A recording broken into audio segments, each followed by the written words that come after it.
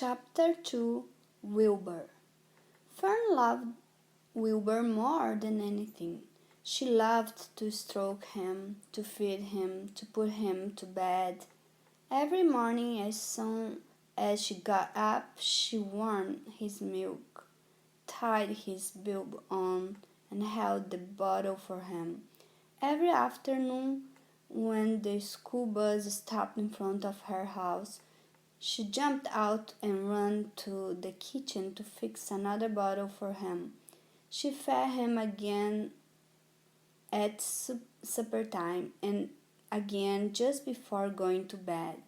Mrs. Arable gave him a feeding around noontime.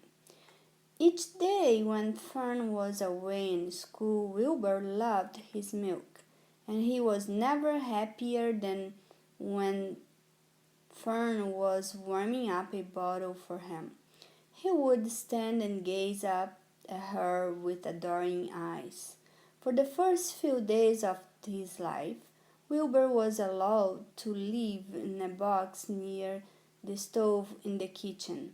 Then, when Mrs. Arable complained, he was moved to a bigger box in the woodshed. At 2 weeks of age, he was moved outdoors. It was apple blossom time, and the days were getting warmer. Mr. Arable fixed a small yard especially for Wilbur under an apple tree and gave him a large wooden box full of straw with a doorway cut in it so he could walk in and out as he pleased. "Won't he be cold at night?" asked Fern. "No," said her father. "You watch and see what he does." Carrying a bottle of milk, Fern sat down under the apple tree inside the yard. Wilbur ran to her and she held the bottle for him while he sucked. When he had finished the last drop, he grunted and walked sleepily into the box. Fern peered through the door. Wilbur was poking the straw with his snout. In a short time he had dug a tunnel in the straw. He crawled into the tunnel and disappeared from sight, completely covered with straw. Fern was enchanted. It relieved her mind to know that her baby would sleep covered up and would stay warm. Every morning after breakfast, Wilbur walked out to the road with Fern and waited with her till the bus came. She would wave goodbye to him and he would stand and watch the bus until it vanished around a turn. While Fern was in school, Wilbur was shut up inside his yard. But as soon as she got home in the afternoon, she would take him out and he would follow her around the place. If she went into the house, Wilbur went too. If she went upstairs, Wilbur would wait at the bottom step until she came down again.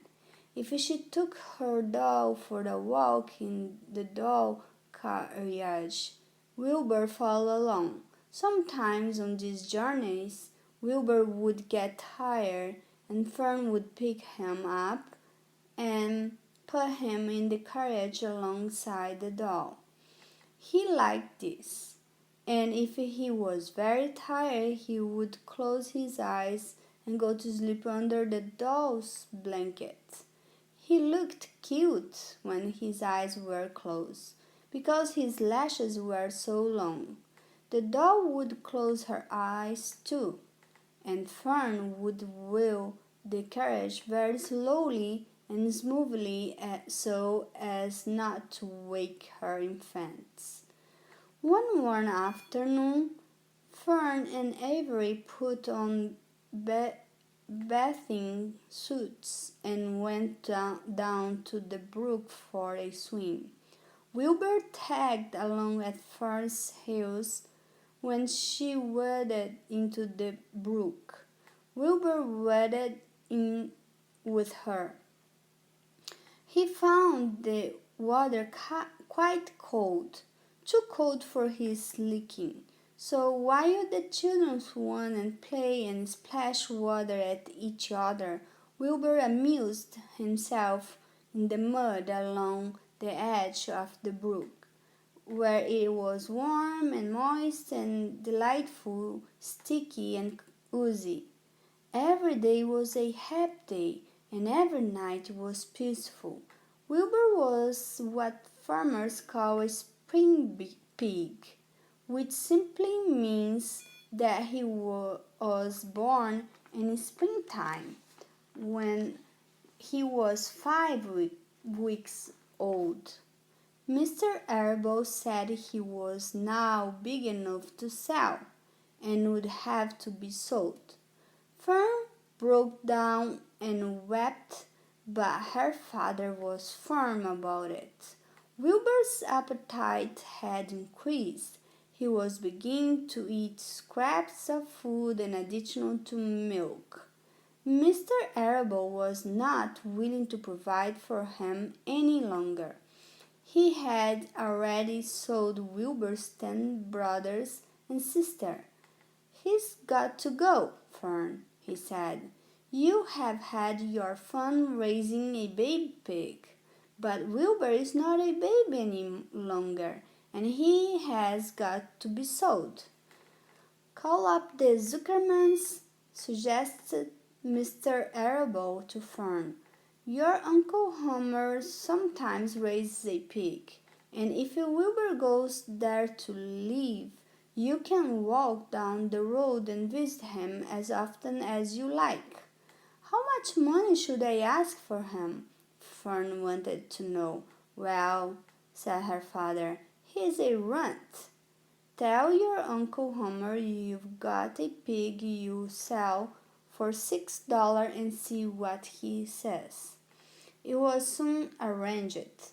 Fern phoned and got her Aunt Edith, and her Aunt Edith hollered for Uncle Homer, and Uncle Homer came in front of the barn and talked to Fern.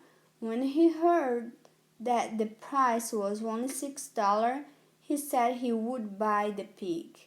Next day Wilbur was taken from his home under the apple tree and went to live in a manure pile in the cellar of Zucker's man's barn.